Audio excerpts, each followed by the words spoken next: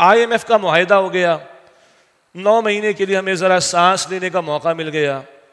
$3 ارب میں سے 1.2 تو مل گئے, 1.8 کے لیے کہہ رہے ہیں کہ اور ہماری مانو. اور یہ میں نے پچھلے جمعے میں کراچی میں بھی کہا, آج یہاں بھی کہہ رہا ہوں, پچھلے آرمی چیف, پچھلی حکومت, پچھلی اپوزیشن سب خوش, IMF راضی ہو گیا.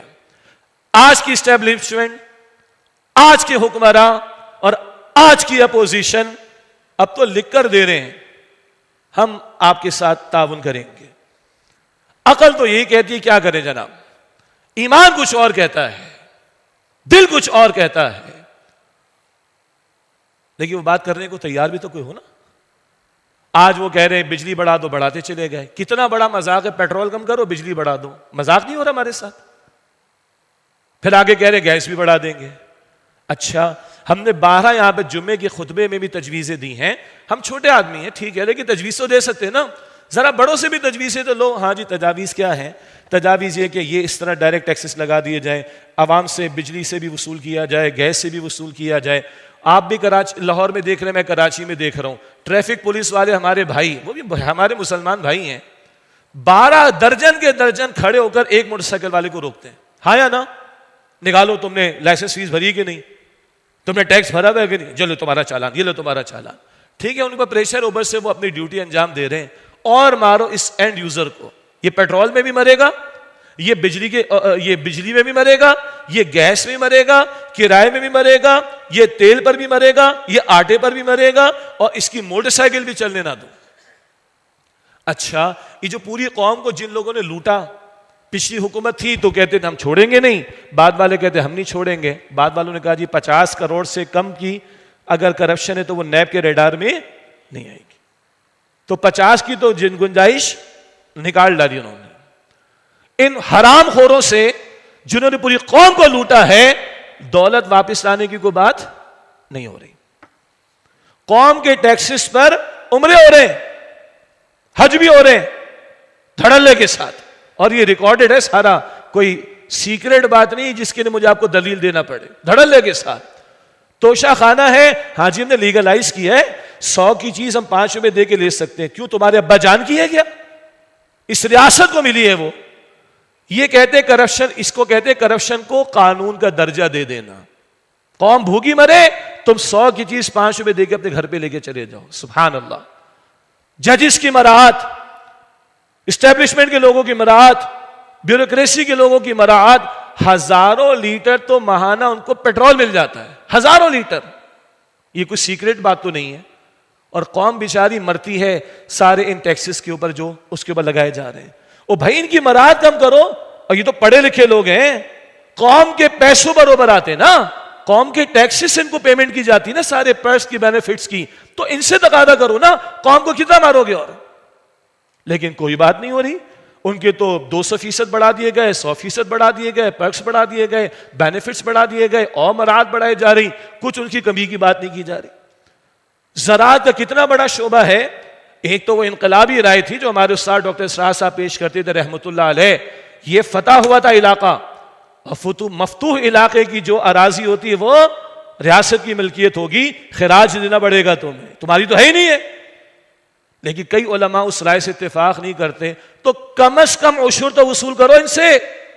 ان جاگیرداروں پر کوئی ٹیکس ہے؟ کوئی ٹیکس نہیں. زراعت کی آمدن پہ کوئی ٹیکس ہے؟ کوئی ٹیکس نہیں. بنیادی طور پر یہ زرعی ملک ہے نا, تو اس کے ایکسپورٹ میں بہت بڑا حصہ زراعت کا ہے. وہاں سے کوئی ریونیو جنریشن تو نہیں آ رہا گورنمنٹ ایکسچیکر کے اندر, بھائی لون سے. پھر یہ جو اللے تللے ہمارے حکمرانوں کی اور بیوروکریسی کے لوگوں کے اس قوم کے پیسوں کے اوپر, یہ ہم کیوں بھگت رہے ہیں آخر؟ اور اس سے بڑھ کر بات جو برسوں سے ہم کہتے آئے, کہتے چلے آئیں گے, کہتے چلے جائیں گے انشاءاللہ جب تک جان میں جان ہے. اللہ کے ساتھ جنگ کرو گے, رسول کے ساتھ جنگ کرو گے صلی اللہ علیہ وسلم, ہمارے تمہارے حالات کبھی نہیں سدھر سکتے. کتنے آرمی چیف آ گئے, کسی نے ہمت نہیں کی. آپ زراعت میں اتر کر آ گئے ہو, آپ بزنس کمیونٹی میں اتر کر آ گئے ہو, آپ نے بھائی اپنا کام کرنا چاہیے. نہیں جی کیا کرے, ملک حالات مشکل میں ہے, مشکل حالات کے اندر ایمرجنسی ہے, تو اللہ اس کے رسول سے جنگ کا خاتمہ, یہ ایمرجنسی نہیں ہے ہمارے لیے. میں نے پچھلے جمعے میں بھی کہا, اگر آرمی چیف کا اختیار ہو اور بہت سارے کاموں میں انوالو ہیں تو خدا سے جنگ ختم کرو یار.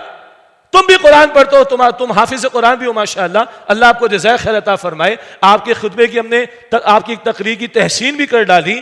آپ بھی قرآن میں پڑھتے ہو, اس قرآن میں لکھا ہے فَإِن لَمْ تَفْعَلُوا فَأْذَنُوا بِحَرْبٍ مِّنَ اللَّهِ وَرَسُولِهِ.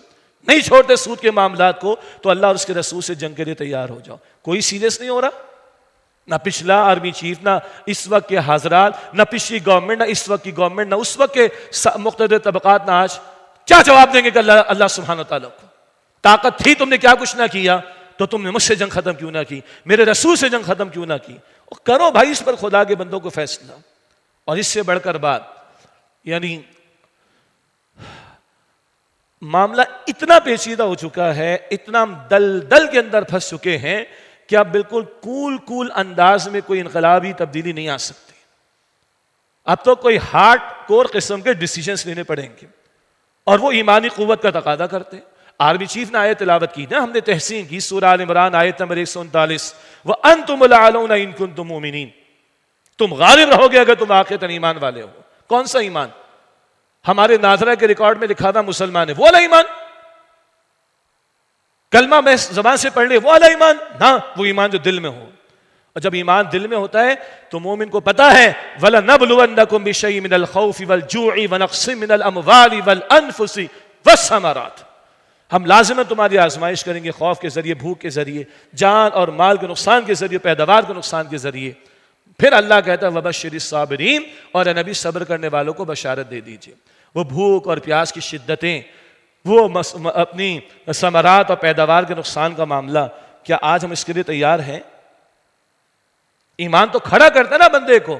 جملے تو بڑے معروف ہیں کہ سوکھے پتے کھا لیں گے, گھاس کھا لیں گے. کیا ہم تیار ہیں اس کام کے لیے؟ اس سے کمتر پر اللہ کی بشارت نہیں آنے کی, اس سے کمتر پر اللہ تعالیٰ کی طرف سے نصرت نہیں آنے کی. اور دو ٹوک انداز سے پچھلے جمعے میں نے عرض کیا کراچی میں, دو ٹوک انداز میں کہنا پڑے گا انف از انف. تمہیں کتنے ٹائم زیادہ ہم سود ادا کر چکے اس اصل زر یعنی پرنسپل اماؤنٹ کا جو تم سے ہم نے قرض کے طور پر لے رکھا ہے, نہیں دیں گے تمہیں سود. اب آپ کہیں گے یہ کیا بات کر رہے ہیں؟ بالکل سیدھی بات کر رہے ہیں. اول تو اللہ کا دین منع کرتے ہیں نا اس سے ہمیں, اور دوسری بات ذرا ان کی زبان میں بات کریں نا. یہی امریکہ بدماش تھا کہ جس نے ہم سے پیسے لیے F-16 کے, پرانی بات ہے, اور پھر کہا کہ نہیں وہ پریس میں ترمیم آ گئی ہے اور ہماری قانون سازی کرنے والے ادارے کے افراد نے یہ طے کر دیا ہے جناب کہ آپ نہیں دے سکتے. تو ہمارے ساتھ تو ہاتھ کیا انہوں نے پیسے لے کر.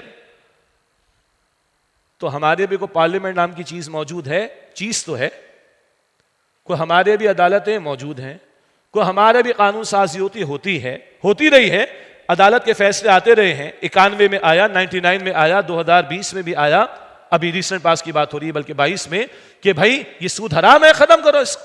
ہم نے پہلے بھی ریکمنڈیشن دی ہے, ہماری اعلیٰ عدالتوں نے فیصلہ دے دیا کہ یہ ہماری کتاب و سنت کی تعلیم کے خلاف ہے, جو کہ ملک کا سپریم لا. لکھا تو ہم نے یہی, آپ پارلیمنٹ میں قانون سازی کروائیں کہ بھائی ہماری پارلیمنٹ نے طے کر دیا کہ ہم سود ادا نہیں کریں. ہاں تمہارا پرنسپل اماؤنٹ واپس کریں گے, مگر اس سے کمتر پر یہ حالات سدھرنے والے نہیں. آج وہ کہتے چلے گئے بجلی ہم نے مہنگی کر دی, گیس ہم مہنگی کر دیں گے, ٹیکسز کی اور بھرمار کر دیں گے, اور قوم پر بوجھ ڈالیں گے, اور وہ ہمارے ایسٹس بھی ہم سے لے جائیں گے, اور آخری کیا مانگیں گے؟ ہاں مانگتے رہے وہ ہم سے, پریشر ہے. اور ہمارے تنظیم اسلامی کے بانی ڈاکٹر اسرار صاحب رحمۃ اللہ علیہ گنواتے رہے, یہ کیا تم نے قادیانیوں کو کافر قرار دے رکھا ہے, تم کلمہ پڑھتے وہ بھی کلمہ پڑھتے, یہ کیا ڈسکرمنیشن تم نے کر رکھی, ختم کرو اس چیز کو. تقاضا کر رہے ہیں آپ سے مجھ سے. یہ کیا تم نے تحفظ ناموس رسالت کا قانون پیش کر کے رکھا ہوا ہے, پاس کر کے رکھا ہوا ہے. فریڈم آف اسپیچ ہوتی ہے, انسان جو چاہے سو بولے.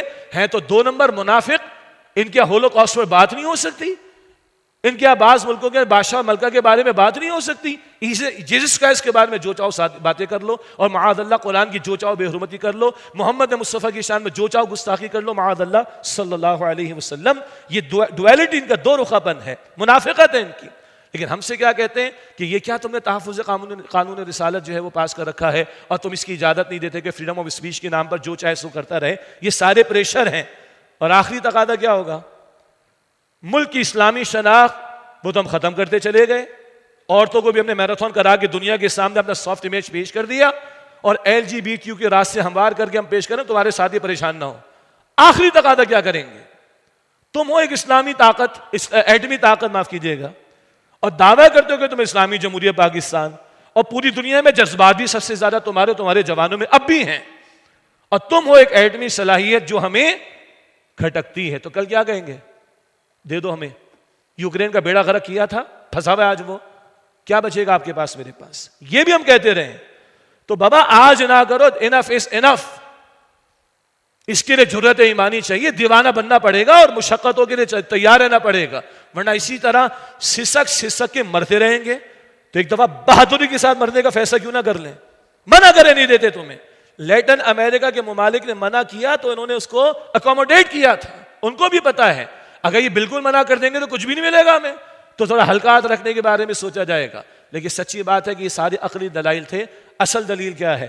وَمَن يَتَوَكَّلْ عَلَى اللَّهِ فَهُوَ حَسْبُهُ، جو اللہ پر توکل کرے اللہ تعالیٰ اس کے لیے کافی ہو جاتا ہے۔ ان تنصروا اللہ ینصرکم، تم اللہ کی نصرت پر آؤ گے اللہ تمہاری مدد فرمائے گا۔ اور جب تک اللہ کے ساتھ کمیٹڈ نہ ہو، اللہ پر توکل اور ایمان نہ ہو، یہ جرت مندانہ فیصلے نہیں ہو سکتے۔ مگر ایسے جرت مندانہ فیصلوں سے کم تر پر یہ مسائل حل نہیں ہوں گے اور اس ملک کا استحکام ممکن نہیں ہو سکتا۔ یہ بنا ہے اللہ کے نام پر، اسلام کے نام پر، یہ اگر محفوظ رہے گا تو اسلام ہی کے نام پر، اس سے کم تر پر کوئی تصور نہیں ہے کہ اس ملک کی بقا ممکن ہو سکے۔ اللہ ہمارے حکمرانوں کو، ہمارے سیاستدانوں کو، ہمارے مقتدر طبقات کو جرأت ایمانی دے، اور مجھے اور آپ کو، عوام کو بھی دے۔ انف از انف والی بات ہے، ورنہ سسر کر ایڑیاں رگڑ کر مرتے ہی چلے جائیں گے، کبھی سدھریں گے نہیں ہمارے حالات۔ یہ جرأت ایمانی والے فیصلے کرنے کی اللہ مجھے، آپ کو، ہم سب کو، ہماری قوم کو اجتماعی توبہ توفیق عطا فرمائے۔ آمین یا رب العالمین، وآخر دعوانا ان الحمد للہ رب العالمین۔